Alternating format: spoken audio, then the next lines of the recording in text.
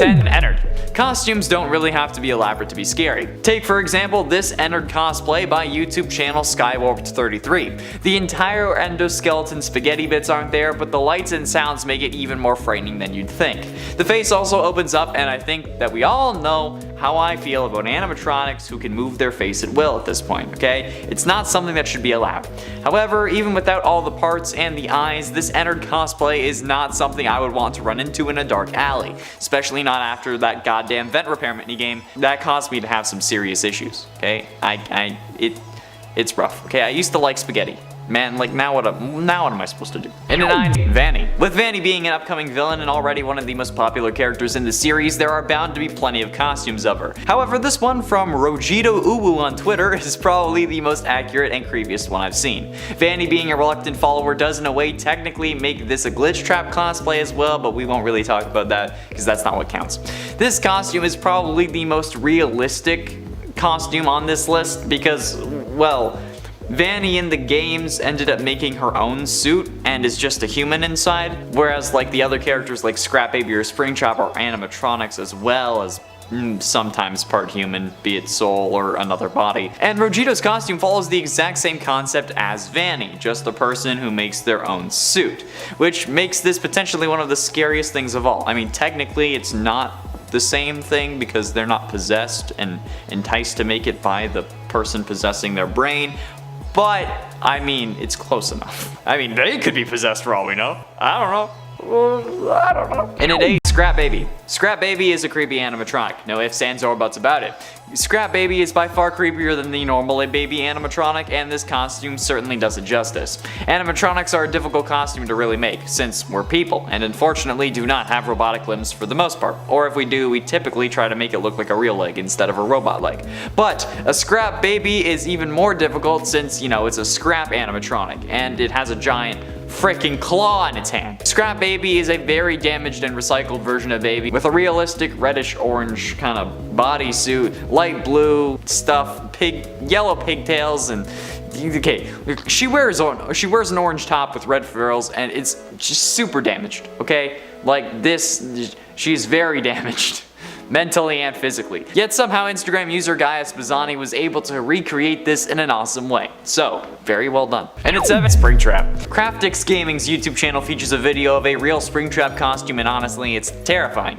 Springtrap is the main animatronic of FNAF 3, and this costume is freaking nuts. This is a very good costume, and while Springtrap may not be the scariest animatronic, he's not someone I'm gonna want to tussle with. However, I want to talk about what's going on with this character because, my guy, you dressed up as a possessed man who is inhabiting an animatronic, unable to die but still decaying. You are quite literally dressing up as a serial killer. Like in the FNAF world, if you dressed up like this, it'd be like if you dressed up as Ted Bundy in this world.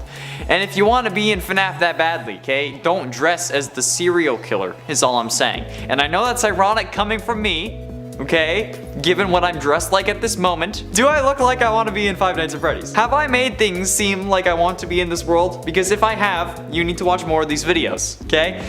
Also, I'm dressed up as the purple guy who makes no appearance in the actual FNAF world, okay? There is no actual, okay, there is the actual purple guy, but he doesn't look like this, okay?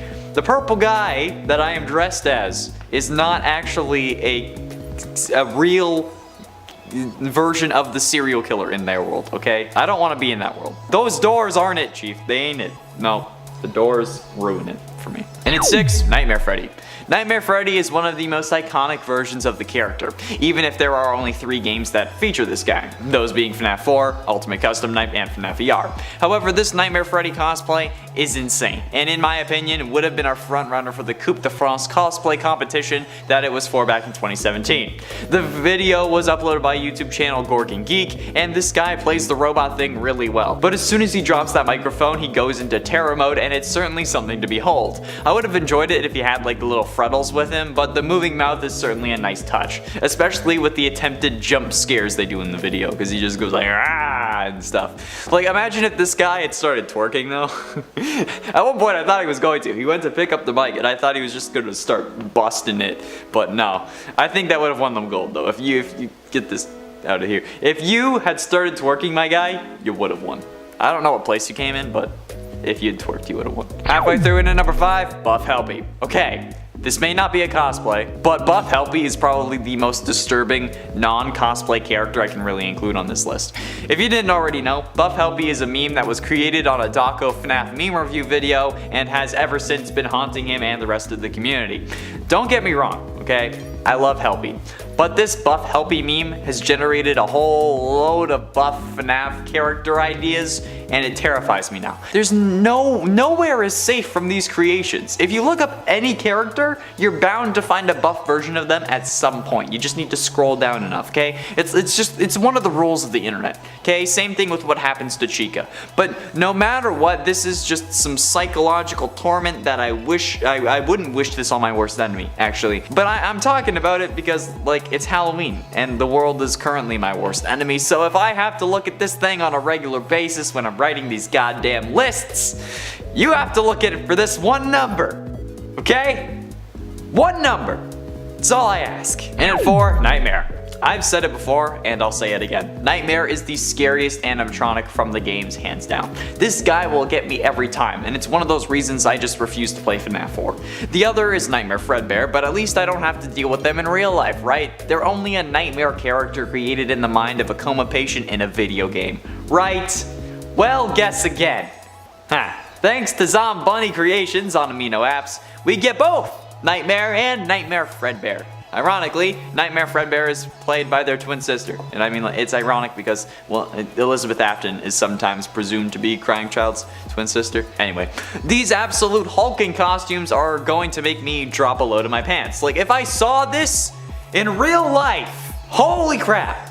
Like, imagine actually living in a house that is at least kind of laid out like the one from FNAF 4. And then your kids want to play a prank on you. My grandparents' house is kind of laid out like this. It's not as simple as just 2 halls on either side of the room. But like, they have the master bedroom does have 2 doors. So theoretically, that's something that can be reenacted there. I don't want to do that. No. Getting close to the end, in at number 3, Glitch Trap. We know my issue with Glitch Trap, alright, okay? We know that I just want to watch William Afton burn and then leave him there permanently, hence why I'm wearing the costume. But I want him to actually be in hell and then stay there while we move on with another killer or something else in the series. Please, for God's sake, Scott. I hate this always comes back thing that he's got going on. And despite being dressed as Purple Guy, I want William dead. So, when I saw this frighteningly realistic looking Glitch Trap costume, my nerves hit an all-time high. I think the sheer simplicity of the Glitch Trap suit is certainly something that makes this a creepy costume, since the stitches are very accentuated here. They're very clear on this version. Like, it might be like the higher contrast than like the actual suit in the games, because like you know that they're there, but you can't really tell. But like, either way, this is creepy. Plus, again, it's another version of William goddamn Afton, who already haunts my nightmares. So what the heck, Zombunny Creations, again, on Twitter this time. Why do you gotta do this to me? Huh? Why? Bro? And ultimately, in at number 2, Twisted Freddy. Holy ever living hell, okay? This is a horrific masterpiece that I could only hope to achieve. This full body Twisted Freddy costume is probably one of the most horrific FNAF costumes I've ever seen. Especially because I believe that the Twisted animatronics are probably the scariest version of the animatronics present in the novels, and a solid tie for the scariest animatronics alongside the nightmare ones from FNAF 4. This is some pretty damn expert craftsmanship if you ask me, though, okay? This is a full body suit, and it blows my freaking mind. Like, look at this. It would weigh a ton, and it would definitely need a hander, especially if my clumsy was the one walking around in it, but it straight up looks like if Freddy Krueger were an animatronic. And I mean, I'm not mad about it in the slightest, but like, it's still freaking creepy. So, well done, Deregular Sauce, who is the Twitter user behind this glorious creation. Well done. And finally, in at number 1, Withered Bonnie. This Withered Bonnie cosplay is probably the scariest damn FNAF cosplay I've ever seen. This is incredible and comes from the YouTube user The Nick of Time. At first, I legitimately thought that this was CGI instead of an actual costume, but lo and behold, it was just an insane costume. Glowing eyes and seemingly actually aluminum parts, and a chest that opens up that you can push it out with your other hand, which is honestly actually a decent scare. Frankly, in the video I was kind of taken aback when they did that, so in real life I'm sure that it was results in at least a bit of a jump scare, but this kind of thing always impresses the hell out of me, because like the closest I've come to making a full costume was when I helped someone work on one of theirs. But that's the closest I've gotten. Hey, I made like a lightning bolt for the chest, and I helped, I made paper cup, like bracers, that's about it. This is hella impressive to me. I don't understand how people do this. In 10, Chucky. Now, while not canon in the FNAF universe, there is certainly no doubt that Chuck E. Cheese's was the inspiration for the FNAF series. And while yes, the comments about Chipper and Son's Lumber Co. characters looking like robots pushed Scott towards the idea, we've made a whole video about how FNAF and Chuck E. Cheese are the same thing. So, getting a Chuck E. Cheese reference or Easter egg in the movie would be absolutely amazing. Even if it's someone just like proposing or pitching a new character that just so happens to look a hell of a lot like Chucky, that's good enough for me. There just needs to be some form of reference to it. Or, if you're not going to do that, make a reference to one of the many FNAF fan games in the Fanverse initiative, okay? Make them at least slightly canon in the movie universe of the FNAF multiverse. Show us like a Candy's Burgers and Fries paper plate, or like an Nights At Freddy proposition, okay? I mean, you did it in Security Breach, why not make it into the movie? And at number 9, Buff Helpy. This meme, created by @Dominius on Twitter, Buff Helpy was made for the YouTuber Daco's FNAF meme reviews, since that was the primary content on his channel at the time. He made a joke in the video where he pretended to be terrified of it, and then people started sending him tons of memes about that one single image. It has since spread from there, leading to Buff Helpy even getting his own spin-off game. Yeah, he even has his own Urban Dictionary page that labels him as a traitor to his country who loves stalking the YouTuber Daco and somehow always makes it into Daco's FNAF meme reviews. Followed by the use of the term in Buff Helpy is best boy. Buff Helpy is not best boy, okay? And this entire thing was posted by a user called Buff Helpy Enthusiast. And you know what? Buff Helpy has also haunted me. I hadn't seen any of Daco's FNAF meme reviews, so luckily I was oblivious to this. However, people just started randomly sending it to me on Instagram,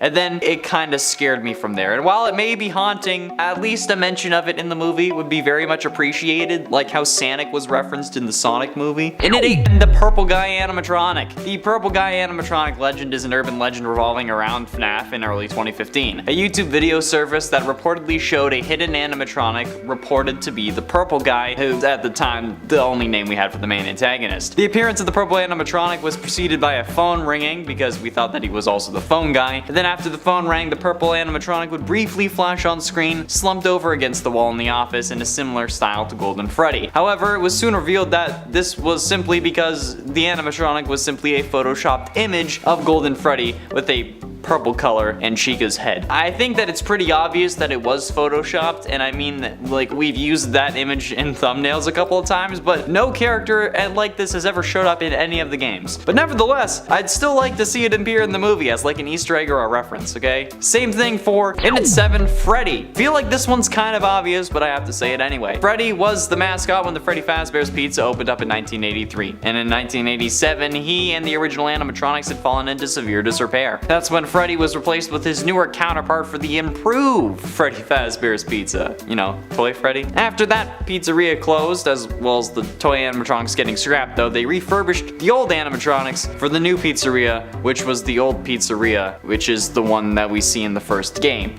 Yeah. That's FNAF. However, after the closure of that pizzeria, he and the other animatronics got dismantled by William Afton, the killer of the series. But Freddy is literally the title character, okay? Of not only the movie, but the series as well. And while he may not have originally been intended to move off the stage, he does now. He's the most iconic FNAF animatronic ever. He has like 15 variations on his design over the past 8 years since the series has been active. So yeah, I want to know, I expect to see Freddy on the big screen, and if he isn't there, I will riot at the local Chuck E. Cheese. And it ain't Fredbear. With the concept of a Mike screenplay, I think that everything relating to the major events in not just Michael's life, but the Aftons' lives as a whole would be essential to see, especially a moment as life-changing as the Bite of 83. So the Fredbear animatronic in non-nightmare form is a must in my eyes, but also not very likely, unless it's like a flashback sequence, they're probably not going to worry about the events of the games. But this would probably just be an effort to confirm the main character as Mike and prove that Mike isn't Crying Child, but also as an Easter egg for fans that will hopefully have the 1983 date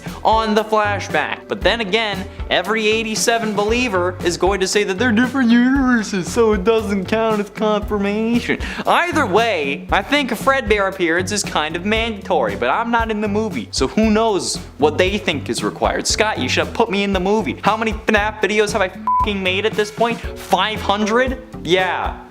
God. Halfway through into number 5, Springtrap. Springtrap is also kind of a mandatory appearance in my mind, because after all, he's the main antagonist of the series. And while the story is about Mike, based on the games, the only version of William that could appear is Springtrap. If you think about it, Michael was a teen, or close to it, in 1983, meaning that by the time the first game comes around in 1993, he would probably be around 23 to 26. But at this point, William was also already Springtrap, since as we're going through the FNAF 3 minigames, we see Mango walking around, meaning that this takes place around FNAF 2, but shortly after, so that the toy animatronics could get scrapped. So unless this takes place while Mike is a teenager, which could make sense given the demographic of the FNAF fandom, the only real version of William that is at least part animatronic, since this list is the animatronics we want to see in the movie, would be Springtrap, since Scraptrap doesn't come until Michael's death in FNAF 6, and they wouldn't kill off the protagonist of the movie in the first movie, and Burntrap doesn't come until after Mike is actually dead. So yes, the only version of William that has robotic parts that could be in this movie would be Springtrap. Springtrap isn't a full animatronic, but you know what, it's my list. In at 4, Golden Freddy. Golden Freddy is a mysterious ghost-like entity who takes on the form of the yellow animatronic bear version of normal Freddy. Like I said, he has 15 different versions. He plays a prominent role in the FNAF series, although his origins are cryptic and unknown, but many speculate that Crying Child at least one point possessed the animatronic, which would be an easy confirmation to make in a movie about his brother. Or on the other hand, many also believe Golden Freddy to be possessed by Cassidy, and that Cassidy is also the vengeful spirit, aka the one you should not have killed. Although in my research, it's much more likely that Crying Child is the vengeful spirit, and Cassidy is the one who actually possesses Golden Freddy, since it makes for a better story, and in all honesty, okay, Cassidy doesn't really have any significance. I'm sorry. It's true though, okay. Cassidy is at least less significant than Crying Child. Actually, you know, Cassidy has no meaning to the story at all, alright? The name reveal of Cassidy meant nothing to us. However, confirmation for any explanation or any sequence of events would be much appreciated. So needless to say, it would be great to see them, because it means that we might get something to help us figure this out properly. Maybe, unless the movie contradicts itself 10 minutes later, which I'm expecting. Getting close to the end, and in number 3, the puppet. The puppet is an animatronic puppet, obviously. That is a major antagonist, but also a good guy in the FNAF series. First appearing as the main antagonist of FNAF 2, but on later games showing its heroic side, it possibly serves as the prize vendor of the newly refurbished Freddy Fazbear's Pizzeria in 1987, the one FNAF 2, which also is a new one, but then also ends up becoming the old one. Although it's implied that it was originally from Fredbear's Family Diner, and that's a whole other can of worms I am not going to talk about, because hell no. After the pizzeria was only open for a few short weeks though, it was closed down, but the puppet, unlike the other toy animatronic who were scrapped, possibly due to malfunctions, was not scrapped, later appearing in the new pizzeria from the first game as evidenced by the dream cutscenes, and appearing as Lefty in Freddy Fazbear's Pizzeria Simulator, aka FNAF 6. Lefty was an animatronic intended to capture the puppet because Charlotte's father, Henry, knew that her soul possessed the animatronic. However, it's also widely believed that Charlotte was William's first victim, meaning that overall they have the most significance to the story. So definitely required if we're going to have a story based on William Afton's crime spree and how it affects his only living child, which is the whole concept for FNAF, so I'm guessing it's gonna happen. Penultimately, in at number 2, Foxy. Now while Foxy may be a fan favorite and one of the core animatronics, it's pretty much guaranteed that he'll be in the movie. Although while being in the core cast, there is another reason we need to see Foxy on the silver screen in the Mike story. Foxy bro. See, before we had seemingly confirmed the name of the older brother, since we were flip-flopping between whether Michael was the older brother or Crying Child's name, the only thing that we knew about the brother was that he enjoyed wearing the Foxy mask to scare Crying Child, seemingly also ripping the head off the stuffed version of the character, possibly due to jealousy. So we ended up nicknaming Michael Foxy Bro, mostly thanks to MatPat's suggestion. So I think that an animatronic that was highly associated with the character of Mike, or who at least we think Mike is, should absolutely be in the movie, and if not, I'm gonna be mad. alright? I want to see a hook. And finally, in at number 1,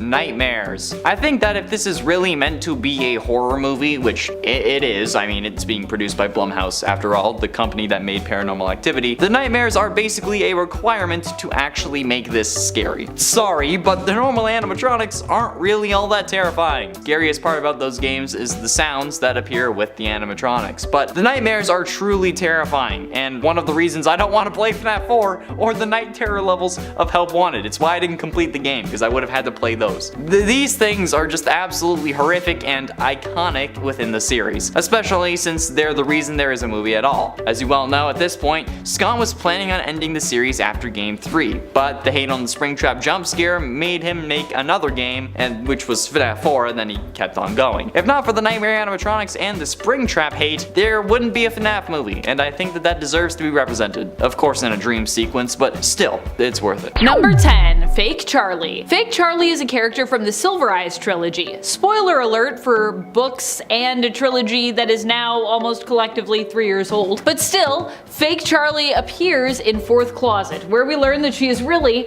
Circus Baby. Dun dun dun.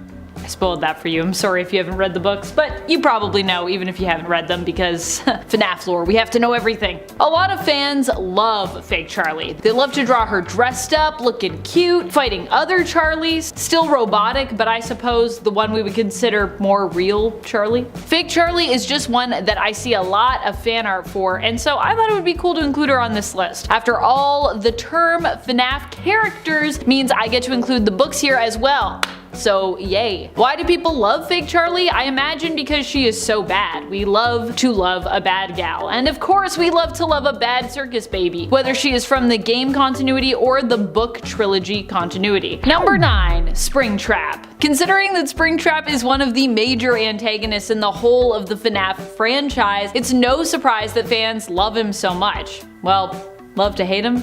Love to learn more about him and spin theories about him at least. I think that's honestly what we mean when we say love here. We don't glorify William Afton's actions as fans, but we're fascinated by him and find him to be a compelling and a truly terrifying villain. So in that regard, he gets a lot of love and respect from the fan community. And we definitely always expect him to come back. Partly because he's so loved as a villain, so how could you get rid of him? And partly because, well, it's William Afton. He always does come back. So give us William Afton and then add in the terrifying design of his shambling corpse within a Spring Bonnie suit, and it's understandable why people both fear and love Springtrap so much. And friends, before we move on to this next spot, if you are loving this list and you are loving us talking about the characters from FNAF that we love, be sure to let us know by giving this video a thumbs up. I got a lot more characters that we love that are not mentioned here and deserve to be mentioned, so I feel like we definitely need to do a part 2 for this one. Number 8, Freddy. Despite the fact that some of the other animatronics seemingly outshone Freddy in that first FNAF game, Golden Freddy even I think outshone Main Freddy in some ways there, Freddy still remains a fan favorite. Trust me, every time I leave Freddy off a list like this, I am inundated with fans in the comments shouting about how much they love Freddy and how dare I imply that he doesn't have a huge dedicated fan base. So what I'm saying is, it turns out he does have just that. I know, I've seen it. Freddy is the main mascot of Freddy Fazbear's Pizza, so it makes sense that people would love this animatronic. He also has tons of alternate versions of himself, with some helping him to become, I think now, even more popular among fans. Although I guess those alternate versions should really get credit themselves for that love, so perhaps some other versions of the animatronic will pop up on this list. Any guesses about which other Freddys we might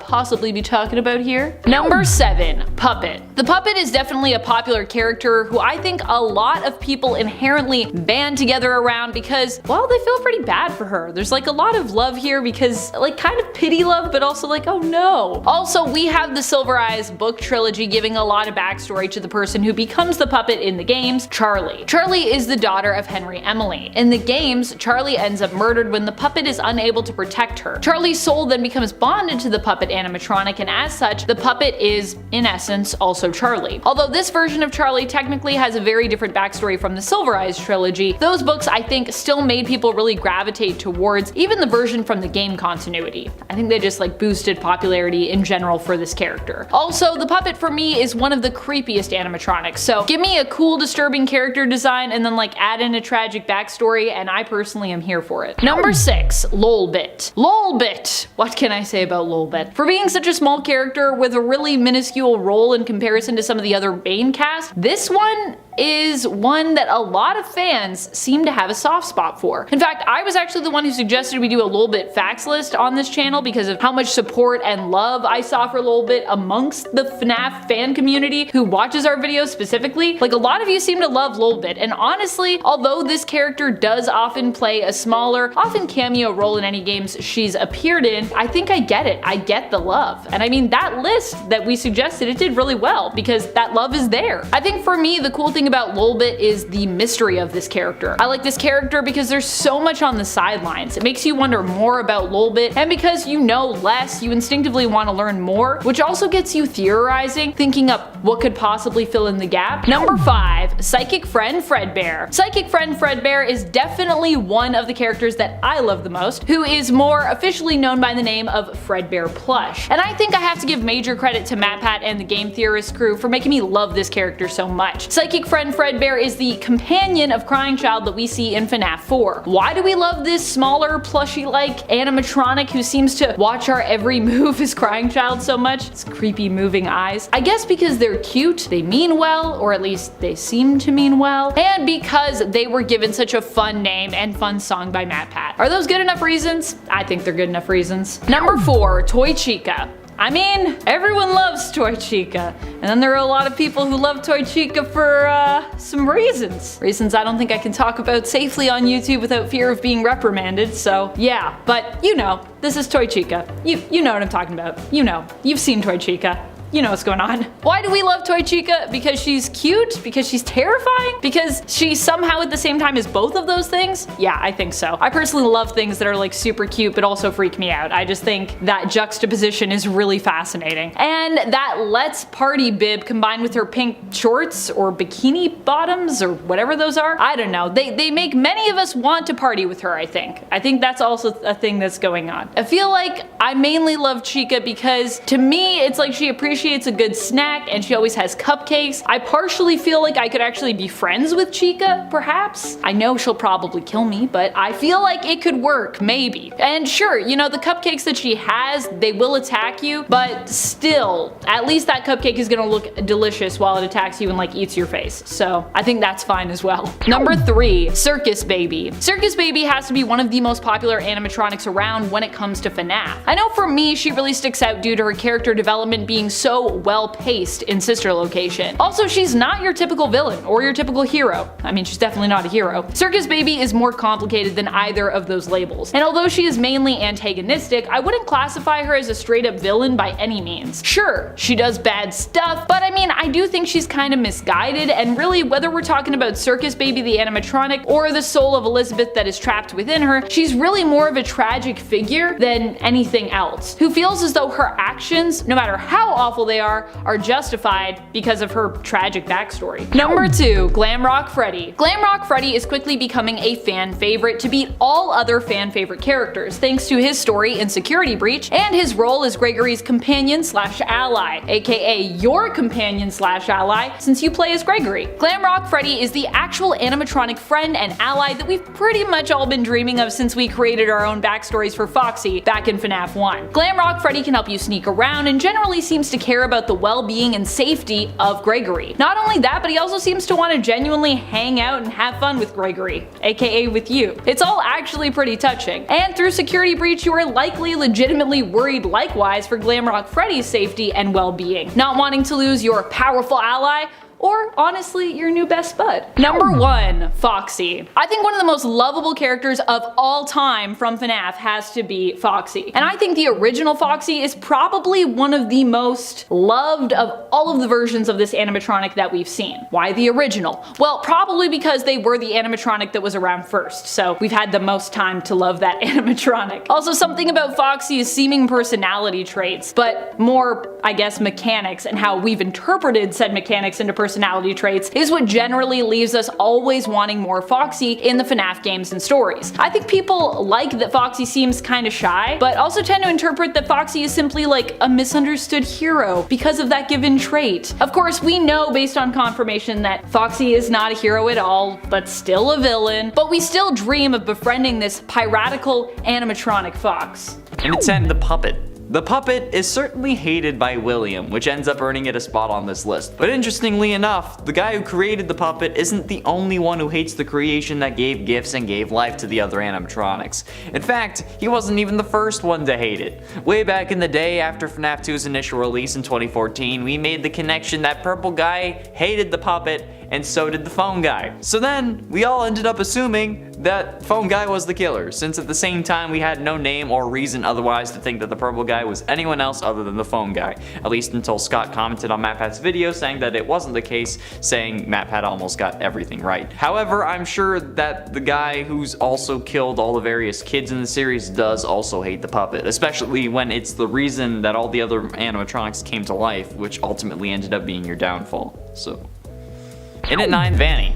For the most part, people love Vanny. A fresh new face taking up the serial killer slot is very refreshing and very needed in the series' 9th game. However, a lot of fans are upset over the use of the character, or I guess lack thereof. In a game as big as FNAF, we see Vanny maybe 4 times memorably. When she walks across the screen after the daycare, when she traps us in the security room, when she chases us after starting the Showtime disc, and in the security room where the whole Gregory venting meme originated. Those are the 4 times, not including endings, where we see Vanny and can actually get killed by her, at least from my memory, since the main antagonist of the game is not even in the canon ending. So it's understandable why some people would be all up in a tizzy about the use of the main villain in this game. And honestly, it's actually kind of interesting, since Skyrim, one of the most revered and also broken games of all time, doesn't show their villain much as well. You see him maybe 4 times in the main story as well, but he's made out to be a bigger villain than it actually is shown. Every dragon you face is because of Alduin, the whole province is terrified of Alduin, there's a whole prophecy surrounding him. That's how you make a good villain in a broken game. Especially when he only shows up a few times. Which Security Breach ironically also is, like it's also horrifically broken, but they didn't do well with their villain. In at 8, Glitch Trap. While Glitch Trap is certainly a popular version of William Afton, certainly being more popular than Scrap Trap at the very least, he's not as popular as some other versions, and still has one of the creepiest vibes out of all of the William Aftons, mostly because of the dancing. And yes, the dancing is the reason Glitch Trap is on this list, because who the living, or I guess undead sentient code living hell, would think that this is a good dance? This is some of the most horrendous dancing I've ever seen, and have you seen my dance moves? They're horrible. I am like the whitest white dude trying to dance ever. But there's like my bad, and then there's Glitch Trap's bad. And honestly, a dude being kept alive by the spirit of his dead son who was shoved full of robotic parts trying to kill me, that's fine. I can deal with it because it's so painfully unrealistic. But a dude just in a furry suit trying to lead me to the back of the pizza joint for a little extra party is too much, okay? That's why it's so creepy. Because removing the context of he's just sentient code, that is absolutely horrifying and also just plain wrong. And at 7, Mrs. Afton. See, now Mrs. Afton is on this list specifically for me, because I hate Mrs. Afton. And while she may never have actually been in the games, the community has managed to make her absolutely unbearable anyway. Mostly because of all the different versions of her that people claim are canon. Okay? Clara Afton isn't canon. It's based off a character from a show in the FNAF universe where the guy wearing purple isn't even named Will. So I don't know why you think that the name of Clara is actually the canon one if he's not named Will, he's named Vlad. So what, is William Vlad now? No, he's not. Exactly. Mrs. Afton also does not possess Ballora. Ballora was meant to represent the mother of his kids, but she is not possessed by the mother. And for God's sakes, we don't know what happened to her. Stop yelling at me in my DMs and comments saying that she died in a car crash or that she is possessing Ballora. There's people even commenting on Gaming Elite saying that she's possessing Ballora. No, stop it, okay? None has been confirmed. The only thing that's been confirmed is that she literally has to exist because William has kids. Hell, if his kids are adopted, Ballora could have just represented a surrogate mother so that his kids would have one, or someone he dated for a bit and then got way too invested in. I can relate to that one. Either way, thanks to all this crap surrounding her, I hate Mrs. Afton. And at 6, Nightmares. The Nightmare animatronics first introduced in FNAF 4 have caused ungodly amounts of grief for anyone trying to piece together the lore of this godforsaken series. See, there are some community members, such as myself, who believe that the FNAF 4 animatronics are figments of Crying Child's imagination that he sees in a coma while trying to survive his chomping. But then there are others who understandably think that they were figments created by the sound illusion discs introduced in the Twisted One's novels, since those animatronics are basically the book equivalent of the Nightmares. And then somehow they appear in Ultimate Custom Night despite both versions of how these were created having Crying Child as the only one who sees these animatronics, and then people want to go on saying that Crying Child is not the one you should not have killed. Ironically enough, the Nightmare animatronics have given me a lot of restless nights, and not because I'm scared or thinking about Chica, but just because of the lore. The goddamn lore. Halfway through into number 5, Gregory. This goddamn kid, okay? I don't like him. And apparently, a load of people are with me. This kid, no reference to the whole venting thing, is sus as hell. Gregory is one sussy baka. But in actuality, this guy is just a menace. I said this in a video and people didn't like me for it, but Gregory commits plenty of crimes within just what we see in the game, not to mention what we can infer as well. Breaking and entering, trespassing, stealing security badges, stealing Fazbear merch, vandalism, destruction of property, grand larceny for stealing Freddy, hacking the animatronics, murder. Gregory straight up kills Vanny in the phaser blast ending without it being in self-defense, since he's the one who initiated the conflict and Vanny really shows no interest in killing Gregory outright, especially because she has robots that could have done it and she doesn't use them. And then he tears her to shreds using those robots, which is absolutely too much force to constitute a sufficient argument for self-defense. This kid is incredibly messed up, yet some people think that he's a hero because he's the first protagonist to actually do something, okay? He didn't need to. He should have just chilled with Freddy in his green room and then just like kicked back and relaxed, especially if he didn't have a home to go back to and instead sleeps in a cardboard box. I think that Freddy's green room is much better than that. So he should have just chilled there. Freddy wasn't going to try to report him to Vanessa. He would have protected him if Vanessa came a knocking. Gregory is stupid and he deserves to be hated. I wonder how many people say that about me. In at 4, Crying Child. Aside from just being a little crybaby Caillou mimicking in FNAF 4, Crying Child also started the whole debate of the bite of 83 versus the bite of 87. And I say this every time, basically, but the line is so blurred now that even if you look up the bite of 87, you get pictures of FNAF 4, which a few of our editors have had happen to them in the past, and then people were yelling in the comments saying, that's the bite of 83. Like, I know, okay, we know. But they don't know the series as well as I do, so it's understandable, and they don't want to know the series as well as I do, which is also understandable.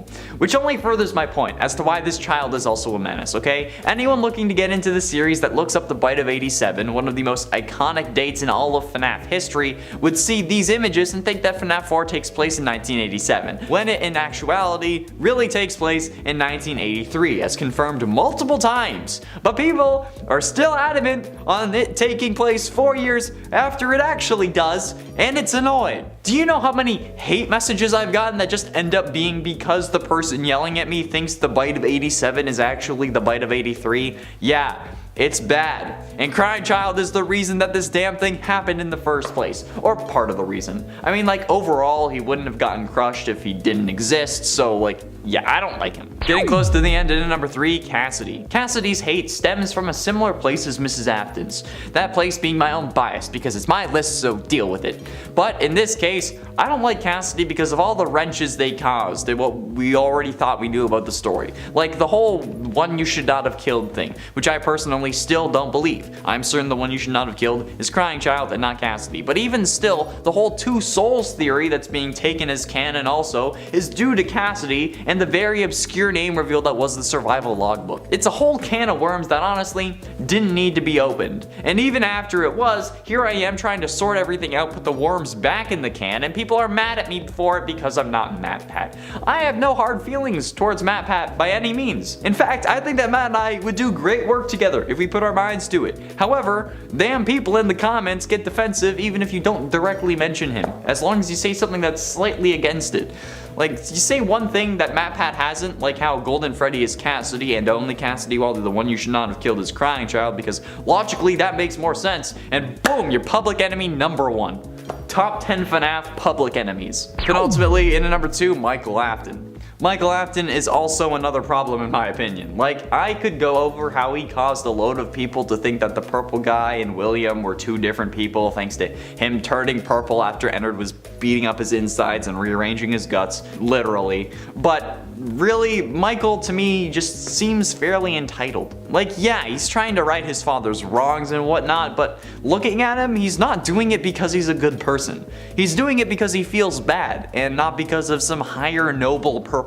He blames himself for getting his brother killed, which subsequently means that anything he does, he's doing to try to make himself feel better about his mistakes. And he doesn't even really have the gall to actually stop his father once and for all. He says that he's going to come find him, but when he actually does find him in FNAF 6, he doesn't burn the place to the ground to stop him. Henry's the one who does that. Henry is the only one willing to actually stop William, and that just shows how not serious Michael is. He just wants redemption in his own mind. If he really wanted to make sure that William was stopped, he wouldn't have let himself burn in the FNAF 6 fire. But he does let himself burn so that he won't have to feel the regret of hurting his brother and the curse of knowing what his father is doing and then continues to do after this game. You know I'm right. And finally, in at number 1, William Afton. I think that the William Afton fan club, for a lack of a better term, is split evenly down the middle of those who love to hate him and those who love and or hate to love him. And honestly, those who love him might love him a little too much. Like serial killer groupies or apologists who are like, yeah, I love him. But even worse, because so many people see William as a rotting corpse.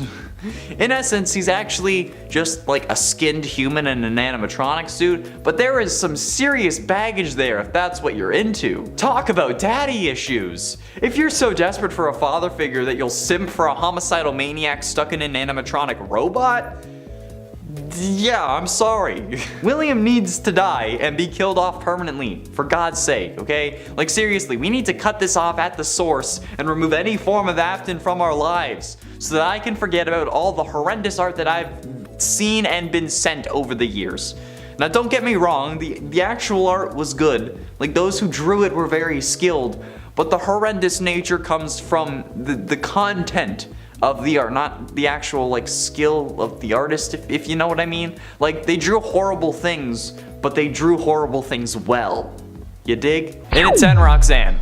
Roxanne, even though she is an animatronic, is extremely self-centered. She's shown repeatedly to be complimenting herself in the mirror and furiously asking Gregory if he thinks himself better than she is. She does like the classic, you think you're better than me? You think, from like, is that like New Jersey or New Yorkers? I don't know, it's one of the two. She has a very competitive nature as well, as she views finding Gregory as some form of game that she for some reason needs to win. She even seems to enjoy taunting and insulting her enemies, and notably insulting Gregory by saying he has no friends and that no one will miss him, which I don't think how that's supposed to help. However, she is shown to also have self-esteem issues, and at one point she can be seen calling herself a failure while looking in the mirror. And several of her voice lines while she's hunting you also imply that she likes bullying people for their own insecurities, because you know what, of course she does. Roxy talks to herself a lot and cares a lot about the way she looks, sobbing and wailing after Gregory destroys her face, and she also just doesn't want her friends to see this more vulnerable side of her. So when Glamrock Freddy enters her room while she is crying, she angrily yells at him to get out. And if you enter as Gregory, she just runs away. Honestly though, in real life I hate these kind of people. I hate like this archetype of a person, so to see an animatronic like that pisses me off, and I feel rightfully so. But some people like her, considering the fan art that I've seen. So yeah, good luck on this one, editors. And at 9, Gregory. Gregory is the main protagonist of Five Nights at Freddy's Security Breach. However, just because he's a protagonist doesn't mean he's a good person. Gregory is an irritated and outspoken kid. Usually whenever he gets slightly annoyed or mad, like when he got a crappy item that he was stealing, or when he realized that he had 5 more hours to survive instead of 5 minutes. He openly also makes a comment to showcase his anger. Likewise, he will also immediately complain to anyone if he dislikes something that they're doing, such as when he told Freddy to shut up in a pretty aggressive tone. On the other hand, he is also cautious to the point that he appears to be in constant distress. In his quest to leave the Mega Pizzaplex before it closes, he prefers to hide from Vanessa instead of accepting her help, as he's pretty skeptical of her intentions in spite of her position as a security guard, and then even Freddy prompts him to trust her. Some people think that he's a good person because he's investigating the disappearances, or starts doing so after staying past 6 AM. However, I feel like he's more so doing that to allow his sadistic nature to come out to destroy more things instead of any noble purposes. Ever since people got mad at me for pointing out his various crimes in the game, I haven't liked this character, so that's why he's at like the top of this list. But I hate Roxy even more though. And at 8, Vanny. Vanny is a follower of the digital virus Glitch Trap, a form of the serial killer William Afton, and appears as the main antagonist in FNAF Security Breach. However, it is also noted by a lot of people that she wasn't really used all that well, hence her higher position. It's revealed in the Princess Quest minigames that she was also the main protagonist of FNAF Help Wanted, where she was first corrupted by Glitch Trap and like the actual ending to the game. She also plays a role in FNAF AR Special Delivery. In Help Wanted though, Vanny has some uncertainty in her voice when being confronted about her task, implying that she at first wasn't fully ready to kill people. However, by the time we get to Security Breach, she has apparently killed at least 9 kids at the Pizzaplex, as we see in a newspaper article in the bad ending. However, that could also just be 8 kids and Gregory, since one of the silhouettes really looks like him, meaning that the kids who have died are just the ones who are missing because their profiles got wiped out at the actual Mega Pizzaplex, and they're not necessarily dead, although they're most definitely dead. Vanny is shown to have a sadistic personality hidden behind a childlike flamboyance. This is shown through her just like casually skipping after Gregory as he runs from her in terror. Before she runs at him with her arms outstretched, she just kind of like lashes out at him. But her skipping after him, that also, like, that's not really that intimidating. Like, if someone saw that security tape, they figured that they were just like messing around. Just saying. And at 7, Sunny/Moondrop. The daycare attendant is the sun or moon-headed animatronic consisting of 2 different personalities that share the same vessel, ironically kinda like Vanny. Their first appearance was in this game. The character acts as sort of a mascot for 2 different candy brands. They go by the names Sunny Drop Energizing Candy and Moondrop Sleepy Time Candy, which sounds like what my mom would call her sleeping pills when I was acting up. The animatronics reside in the Superstar Daycare of the Freddy Fazbear Mega Pizzaplex, and Moon appears when the light levels seemingly drop. It's unknown if Moon is activated when the lights go out specifically in the daycare, or if he just activates when the area around him is dark, in addition to every hour. But it's still creepy as hell, okay? Like, as soon as the lights go out and nobody can see, this dude goes a little bit psycho and starts talking about how naughty children must be punished as soon as the lights go out. Yeah, the creep factor, okay, is why he's higher on the list, but the fact that his minigame is so good, or why his section is so good, is why he's not at like the top. It's creepy as hell though. And at 6, Vanessa. Vanessa A is the security guard for the Mega Pizzaplex who appears in this game. In FNAF AR Special Delivery, she goes under Afton's control and is replaced by Vanny during the gameplay. And she's referred to in the actual like emails as Ness. And now she's hunting Gregory. This continues on until the end of the game, depending on which ending the player also gets, including the secret ending. Vanessa will either be shown at the end eating ice cream with Freddy and Gregory, or at the rooftop, and then she gets knocked down and then she's dead, or she gets killed by Gregory very aggressively, and people think that was self-defense. However, if the player were to unlock the bad ending, the good ending, or the bird trap ending, Vanessa isn't actually there. So she's not there in the canon ending, which makes this a whole other can of worms. This may be because she fled the Pizzaplex, she may be there if it collapses, we don't know. The 2 characters share very similar names, with Vanny seemingly being a contradiction of Vanessa, as well as a combination of Vanessa and Bunny, as pointed out by Glamrock Freddy, which is basically the game telling us that they're the same. Like, this is as direct as a FNAF game will get, okay? At this point, Vanessa is confirmed to be Vanny. Special Delivery scrapped emails and Security Breach's retro CDs also seem to heavily imply that Vanessa and Vanny are indeed the same person. But more so confirmed that Vanessa and Ness are one and the same. So we kind of have like a timeline for the character, which is the first timeline we've ever gotten in this series.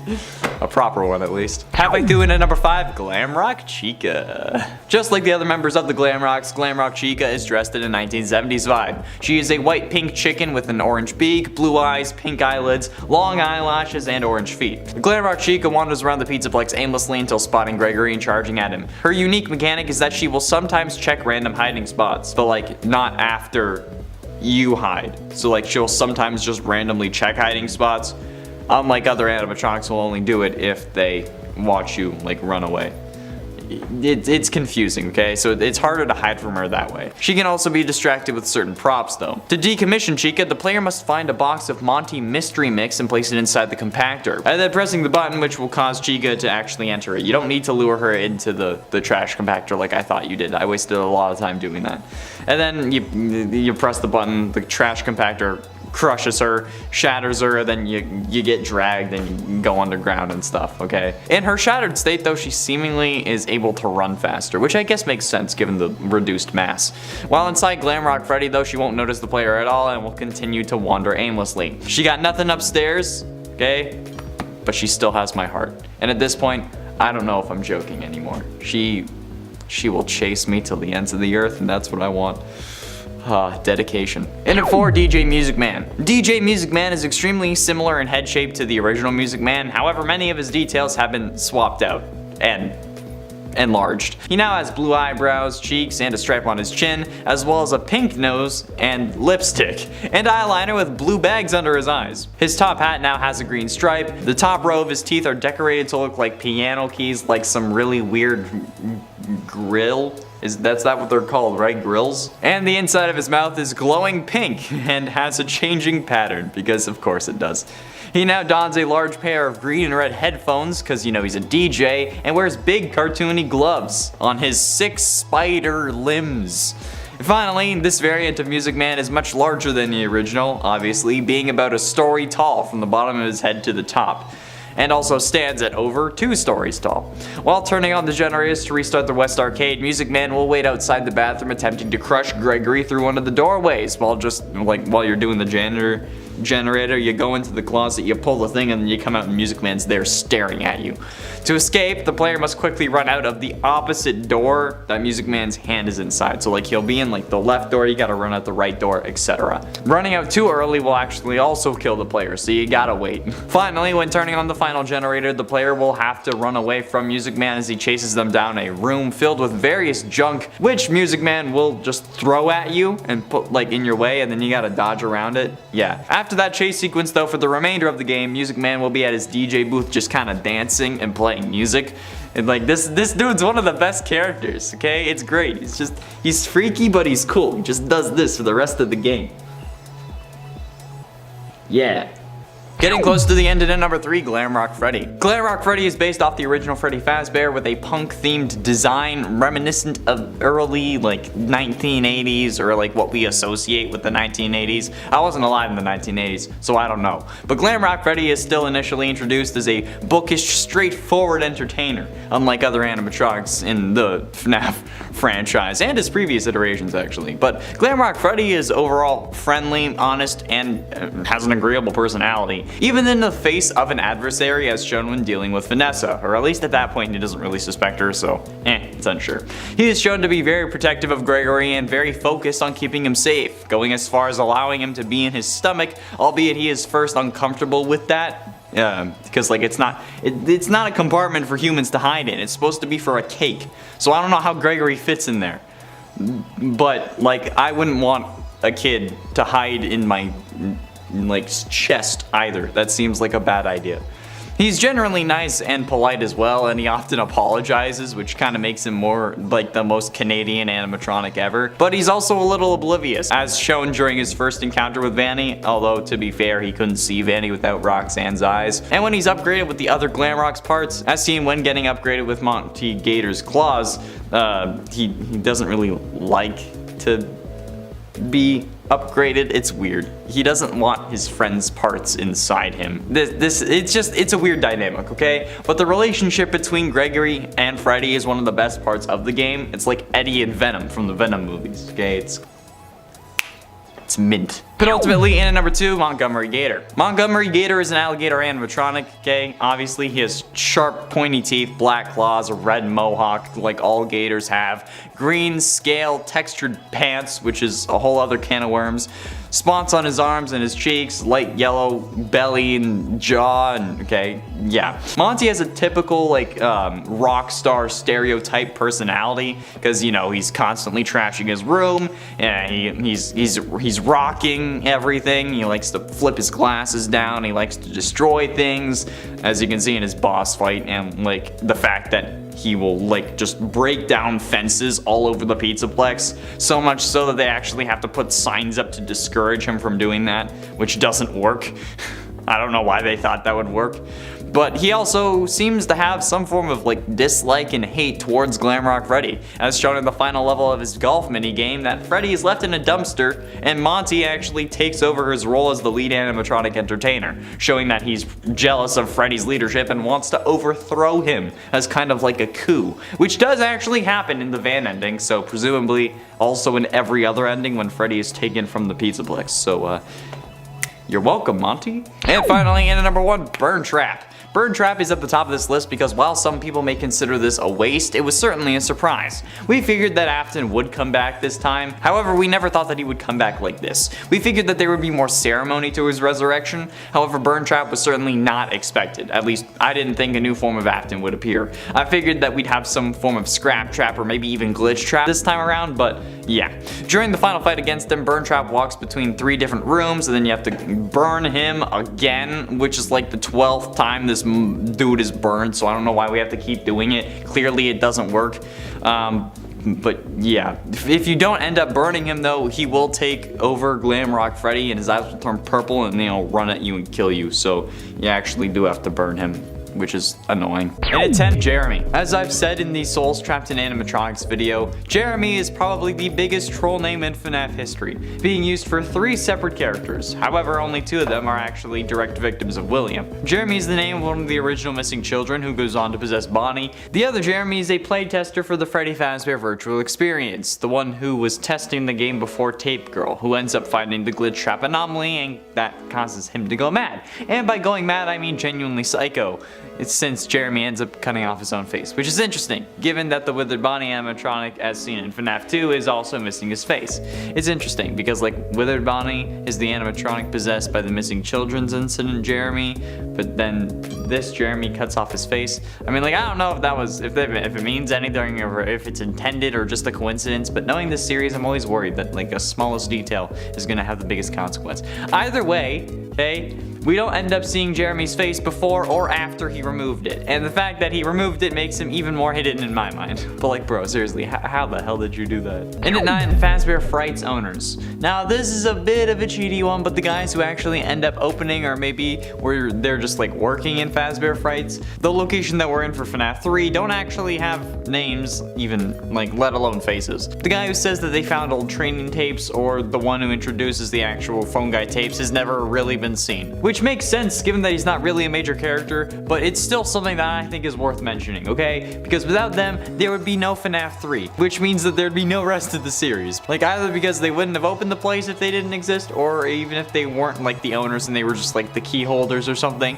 they wouldn't have been there to open the door, thus no gameplay other than just standing outside. So even if you're mad at me for it, these guys, whatever their names are, deserve their moment in the spotlight. So thank you, possibly deceased FNAF 3 guys, for your service to this series as a whole, as well as your contributions to breaking my brain. I really appreciate it. And at 8, Lewis. Lewis was introduced in FNAF AR through emails that he's lucky only he is able to see and not HR. Lewis is a creepy coworker of Ness who works IT at the company creating all the robots for the Fazbear Entertainment delivery service that we experience in Special Delivery, and is probably the creepiest damn character in the entire series, including William. You know what, honestly I'm surprised that he wasn't killed, especially because Ness is indeed Vanessa and Vanny, since he seems to be onto their scheme a little bit. Like, he's intercepted search queries and emails that just make Ness seem off and straight up like a serial killer, since she ordered realistic human masks at some point, didn't she? Well, honestly, we know more about these human masks than we do about Lewis, since we know nothing about him. We only know his name, not even a voice or a face. So yeah, Lewis is certainly one of FNAF's hidden characters. And for the few people in the comments saying that FNAF AR is a fan game, no it's not. Why on earth would you think that it was, okay? What gave you that impression? It is a canonical entry to the series. It's not a full game, but it's still like FNAF 8.5 at least. And it's 7 original victims.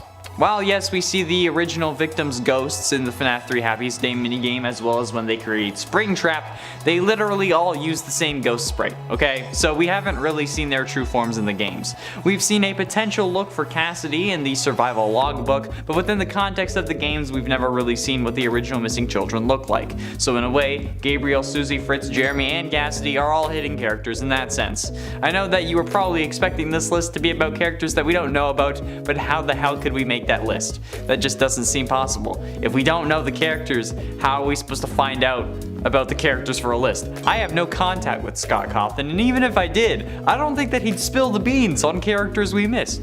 I don't think it would happen. And it's 6 sister location technicians.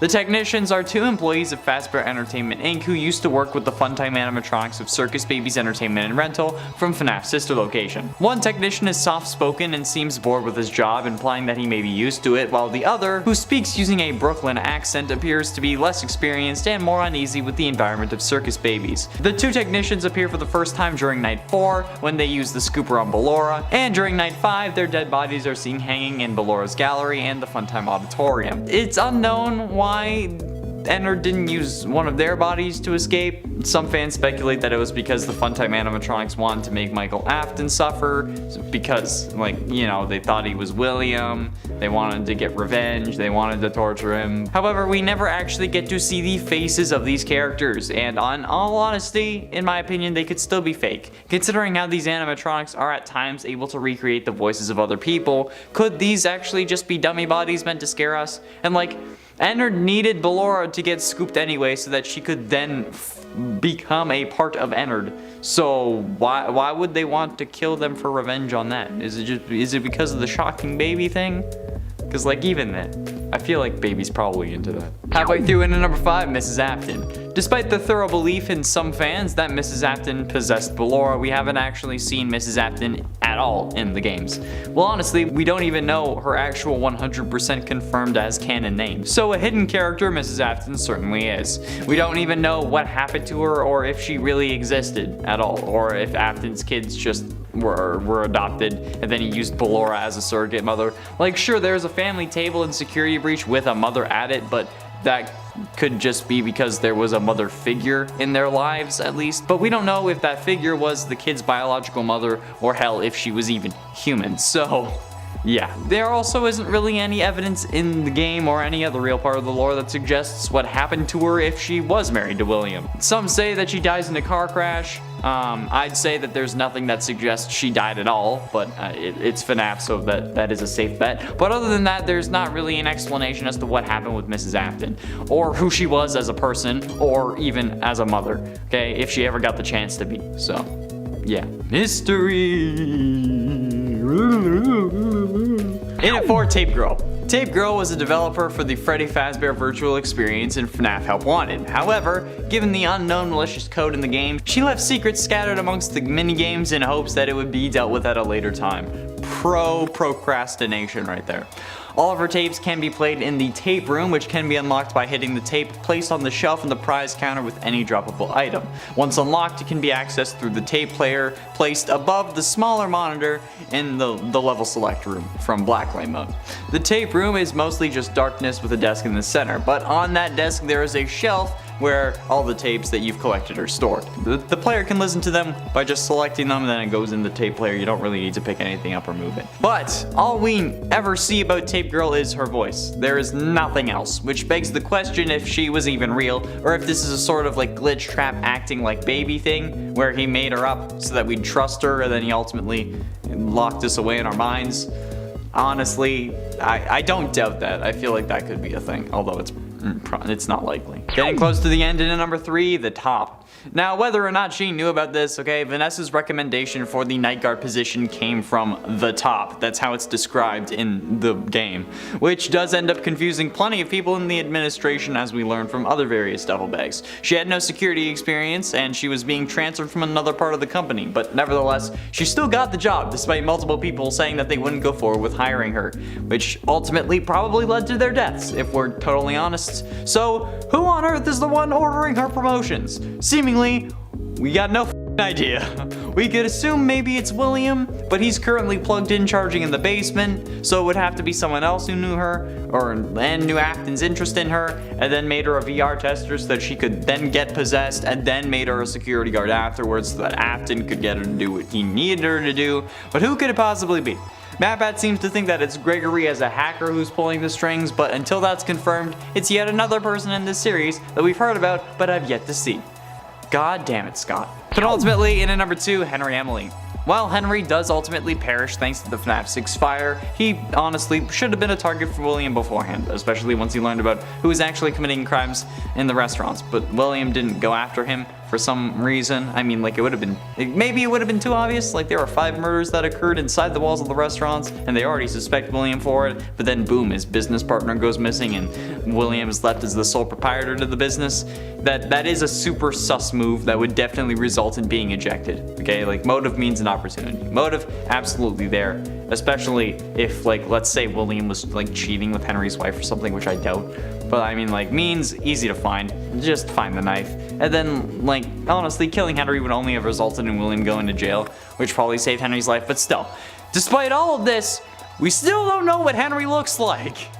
I mean, we have the desk guy, who is like our best guess to be Henry, but that's 8-bit. And other than that, we have no look for him in the games. Maybe he shows up in like the Silver Eyes graphic novel, I'm not sure. But you're all adamant that the books and games are separate.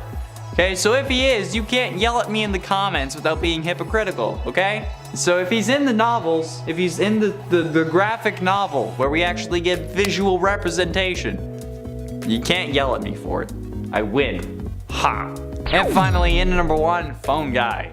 While in the end, Phone Guy wasn't the killer, he still isn't really very helpful in the long run, considering how he says that we aren't actually going to get killed. Well, okay, like, he warns us to be careful, but he doesn't say explicitly you're going to die.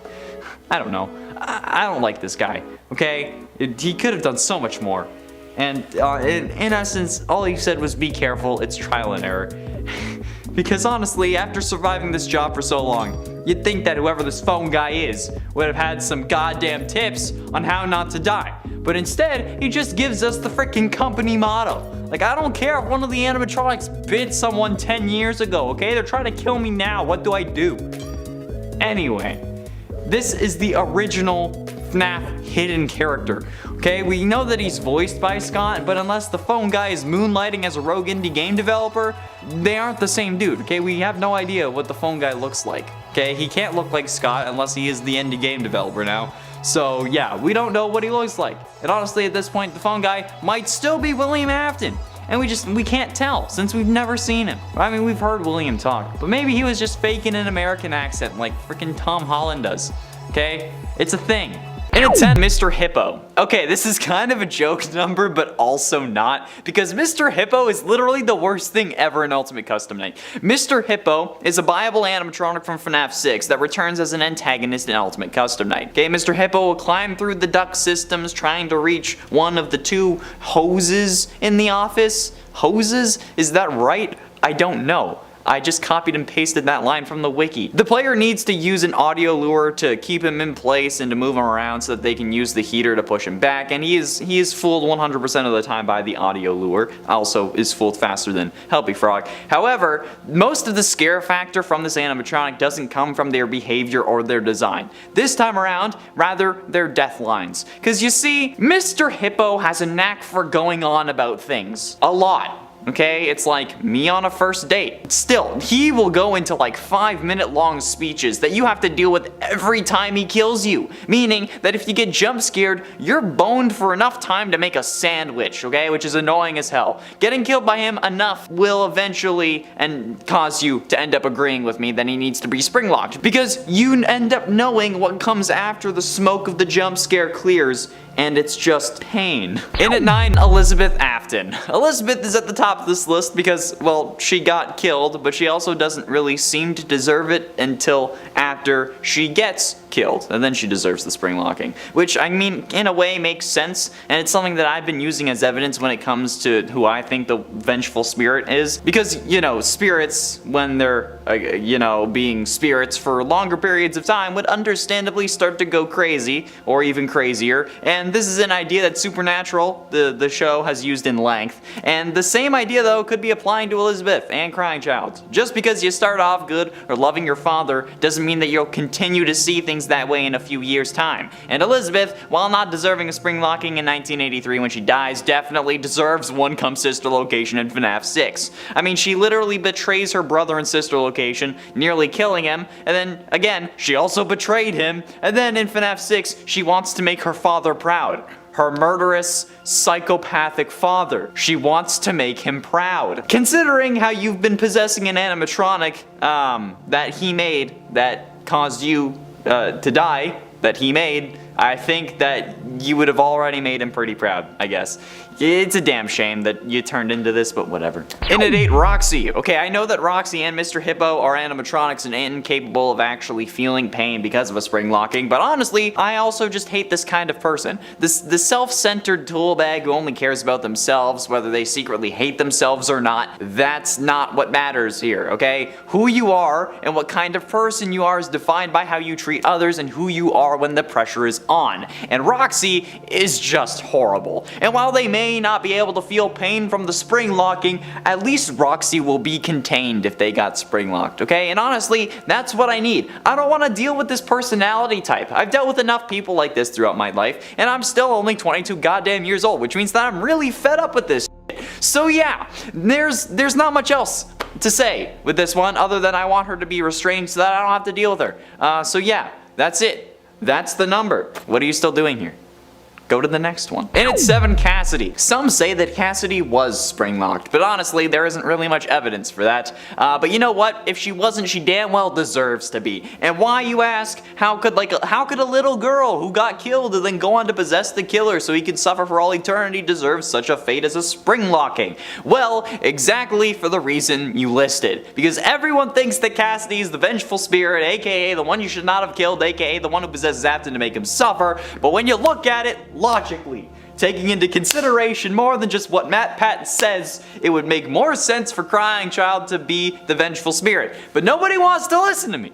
Nobody wants to hear even my suggestions because of Cassidy. The amount of hate that I have gotten in the comments, in my DMs, on TikTok for God's sakes, is more than I have gotten for anything else. Even more than I got for suggesting that Michael was a Crying Child robot. Just because William didn't kill Crying Child directly does not mean that he couldn't possibly blame the man who made the robot and gave it enough power to crush a skull for his death. Because, you know, that wouldn't normally be required. Plus, Cassidy only has significance because you think she's the vengeful spirit. Take that away, and what importance does she have? Exactly. So, just for that, and for hardly anyone being willing to even hear me out, Cassidy damn well deserves it. Honestly, she could be higher on the list, but I wanted to rant about other people a little bit more. So yeah, there you go. And at 6, FNAF cops. The cops in the FNAF universe are absolutely the most moronic bunch of people I have ever, I guess, not seen but heard of, honestly. Like, yeah, I get that they couldn't catch William for story purposes, but that seemingly was retconned, since in the first game they said that they had made an arrest.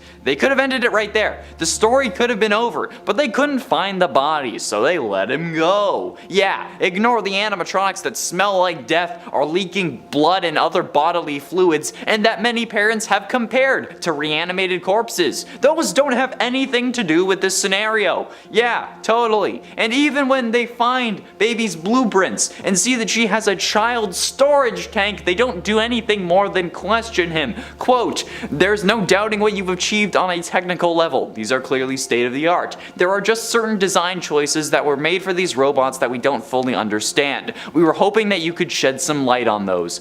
Dude, arrest him! And search the bloody, rotten body smelling animatronics. God damn it, how hard is this? Okay, if it's a crime scene or a suspected crime scene, come on, if it's a crime scene, you don't need to have a warrant, for fuck's sakes, okay? They all deserve spring lockings for the sheer stupidity alone. I'm surprised that they didn't crawl into one and then get killed by it just because they're that damn stupid. Halfway through into number 5, William Afton. William is at number 5 because, well, he absolutely did deserve to be a Springlock victim, but he also actually was, and seemingly is the only one who actually was on this list. But like, for real, this man deserved what he got in more ways than one. Seriously, he was a mass murderer who would have gotten a lethal injection anyway, but also the technician that made the suits, the man that handles the suit maintenance on the daily, and is absolutely explained to every single employee that has put one of these fuckers on the proper procedure for the Springlock suits. Mostly for tax and liability reasons, probably, okay? But including the Spring Bonnie suit that he uses to kill people, okay? Then he gets inside one without thinking and somehow doesn't notice the moisture in the room, the leaking ceiling, causing the spring locks that were active at this moment to fail and just fill him full of metal, okay? But like, it's your building, my guy. How are you not painfully aware of the leaking ceiling in this back room? Really, like how? How do you not know? Seriously, somehow this lucky motherfucker managed to get possessed by someone that he killed who was so pissed at him that they kept him alive for all of his other supposed to be deaths. Because they wanted William to suffer. Like, god damn it. No matter who it is, whether you believe it was Crying Child or Cassidy, despite there being a more logical conclusion when you don't just blindly listen to MatPat, like, why couldn't you just let him die? I get that you want him to suffer, okay, obviously. I mean, I put him on this list. I wanted him to be spring-locked. But like, doing that results in him killing more people. So why?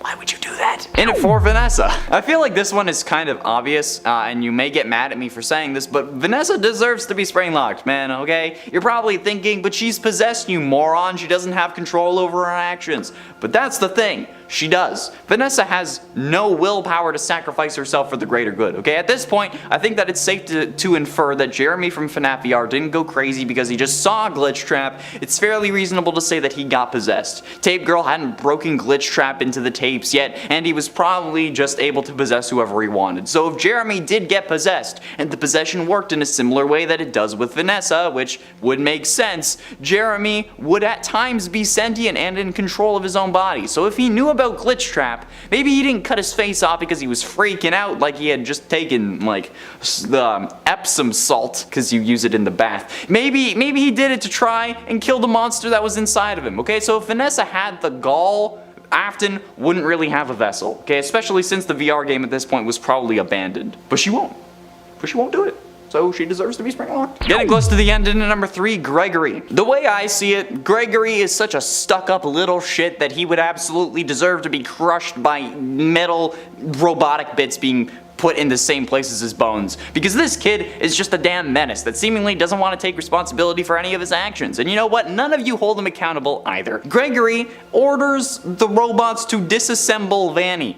Quote, okay? Gregory being willing to kill Vanny is already pretty messed up, but while some would argue self-defense, this is not self-defense. Self-defense requires a reasonable amount of force to be used, okay? Tearing a person limb from limb is not reasonable force. This kid is easily able to destroy all 3 animatronics without a moment's hesitation and then use their upgrades on Freddy. He is willing to kill Vanny, like I said, despite actually seemingly knowing her like we see in the best ending, and then he burns Burn Trap multiple times in an attempt to stop him from taking control over Freddy, but again, he's also just setting fire to this thing all the time. So like, what the absolute living hell is this kid doing? And how is he so nonchalant about this whole thing? Okay, this guy literally kills Vanny and then only gets emotional when he has to go talk to a destroyed Freddy robot that they can remake. Dude, Vanny's literally bleeding out right next to you. I'm sure that her ribs are just splayed across the floor. Dude, couldn't you have just said like stop Vanny or restrain Vanny? Stop Vanny would have been the easiest one, not freaking disassemble. Okay, you're not panicking about literally anything else in this game. Okay, just say something that doesn't involve a human dying, for God's sakes, okay? Stop Vanny! You're like, dude! Penultimately, in number 2, Henry. Yes, I'm going to continue the Henry hate train. Choo choo, get on board, motherfuckers, because despite how many people try and defend him, I will never stand down. I don't get what Henry's deal is, because he does not kill William at any point in the series, aside from trying to make it look like a fire did it. But William is already considered dead. How would you killing him make things suspicious?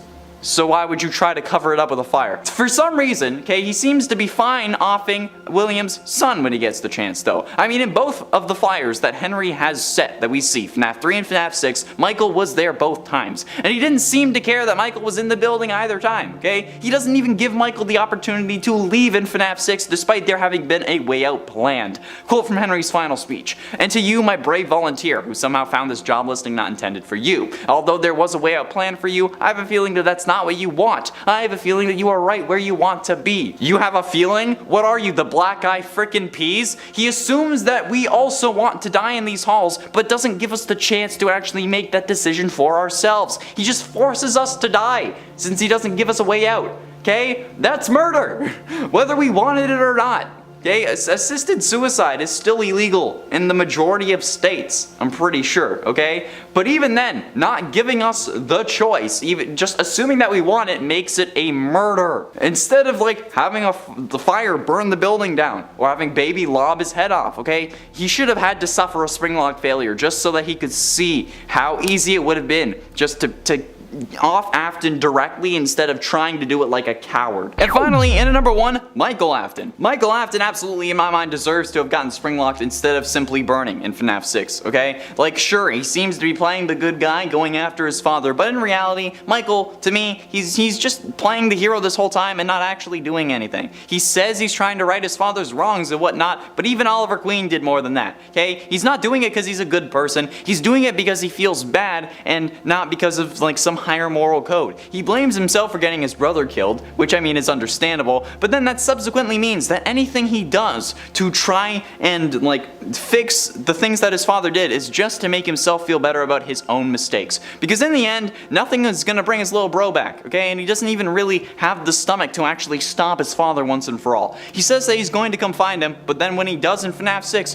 he doesn't burn down the place to stop him, okay? Henry does that. Yeah, Henry is the only one who's actually willing to sack up and try to stop William, even if he does it in a cowardly way, okay? It just shows how not serious Michael is. And if he really wanted to make sure that William was dead, he wouldn't have let himself burn in the FNAF 6 fire, okay? But he does. He lets himself burn, or at least doesn't actually successfully get out of the building, so that he won't have to feel the regret of hurting his brother anymore, okay? Because he has the curse of knowledge, since he knows what his father was doing, and he doesn't want to deal with it anymore. And you know what? That deserves a spring locking. That's right. I don't care how mad at you are at me in the comments, okay? I don't care. It's true, alright? It's Monday morning, I'm mad. And it 10 Charlotte.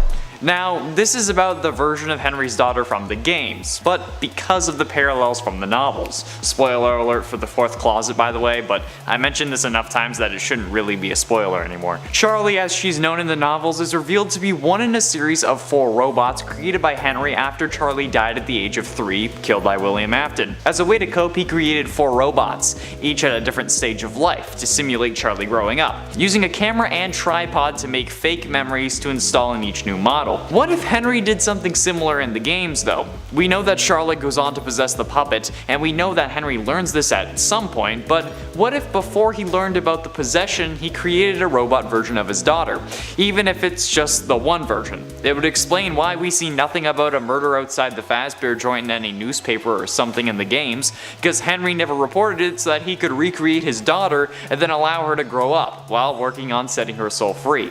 I mean, we see Baby with the pins that she has in the books, because she's also Charlie in the books, so I mean, In at 9, Tape Girl. This one is a little more rooted in concept than theory, although it is entirely still a theory. Tape Girl, whatever her real name is since none has officially been given, is the girl we listen to on the 16 tapes that we can find throughout FNAF VR, hence her name. The one who sealed Glitch Trap in the game by splitting him into 16 pieces, but then gets possessed or taken control of by Glitch Trap, causing her to give us false information that allows us to be assimilated as well.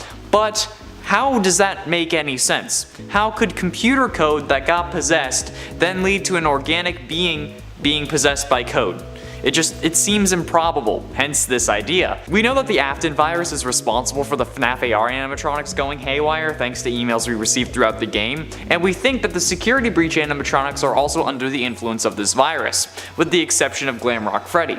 So the virus has only been able to corrupt robotic beings when it wasn't Tape Girl. Does that mean that Tape Girl, and then by proxy our character in FNAF VR, are robots? In at 8, Phone Guy.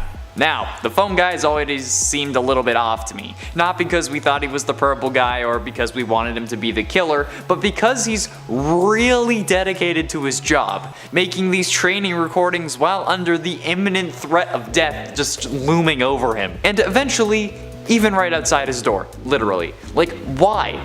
If my life was at risk, I wouldn't be working, let alone filming these videos. And if there was literally banging on that door, so loud that you could hear it in the recording, I wouldn't be focused on giving you like the last few numbers. I wouldn't be focused on giving you the last hints for the night, saying I'll try to hold out in a safe room. I'd be doing everything in my power to survive. I'd be climbing out that window, pushing Chris towards the animatronics and booking it.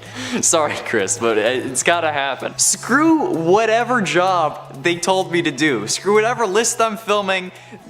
I'm out of here. Like, that's what I find suspicious. Even more so than like the physics defying doors, and you know that I hate those. Like, why is he so adamant on recording these messages?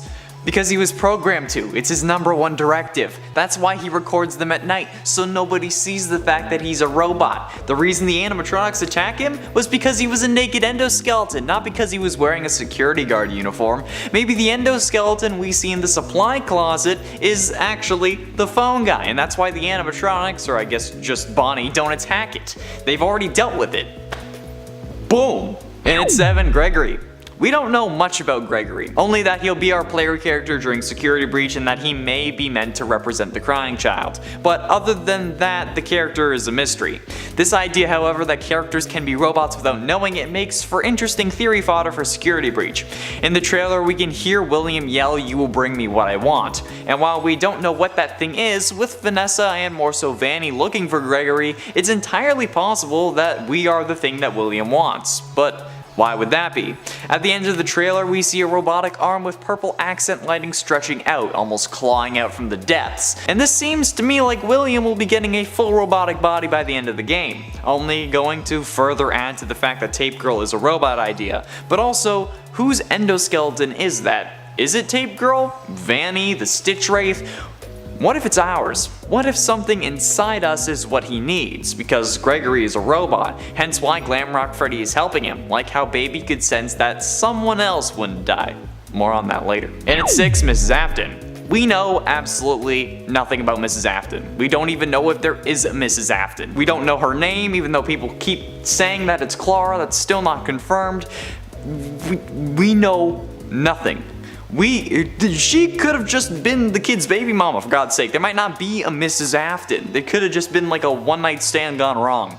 Those kids may not even be Williams, or at least Elizabeth may not be, considering how Afton in the novels is described as having brown hair and gray eyes, and blonde is a recessive trait, meaning both parents would have to have the gene in order for her to have fully blonde hair, which I mean, it is possible, but it's unlikely. Yet, we don't know anything about the mother of these children. So this begs the question, did she ever fully exist? Well, we know that Michael has to be biological since the animatronics mistook him for William, but Crying Child and Elizabeth could both be adopted, meaning their mother could be unknown to William, if it was a closed adoption at least, which I'm pretty sure is something that a child killer that wanted to be a father would prefer. And what about a mother they grew up with, if any? Like, did they grow up with a mother? And if they did, what if it was Ballora who was their surrogate mother? In the books, Baby can transform from a passable human into looking like the baby we know. So what if that's what's going on with Ballora? It would explain her song and the ultimate custom night death line of "You wanted to let me in." It's not because she represents a woman, but rather she was the mother that William built, but had to retire when Circus Baby's Pizza World closed. Deep underground where memories sleep. Halfway through into number 5, William. Whoa, okay, before you freak out, just bear with me here. Do you think it's possible that William Afton artificially enhanced himself with robotic parts? I mean, it wouldn't be the craziest thing that we've seen him do in the series, and cause like, you know, he goes crazy trying to absorb soul metal. And we know that he eventually becomes part robot when becoming Springtrap, so do you think that he could have added robotic parts before he got spring locked, either in an effort to attain eternal life, or for I guess ease of use when carrying out his misdeeds, either in the game world or in the book series? I think it's entirely possible. Not necessarily that it's true, but that it could be possible. And it would make a lot of sense given that basically every member of his family had turned into part robot at some point. And maybe it was after the original Springlock incident from the books, or there wasn't an original Springlock incident at all, and those scars that are described in the Silver Eyes novel are from robotically enhancing himself. Honestly, with the FNAF series, we never know what's possible and what isn't. If robots can think they're human, humans can surely enhance themselves with robotic parts, right? Like, I feel like that correlates. In at 4, Henry. While William is definitely a disturbed individual, what about Henry? This man has suffered trauma too. Losing a kid is incredibly hard. I've witnessed it firsthand within my own family.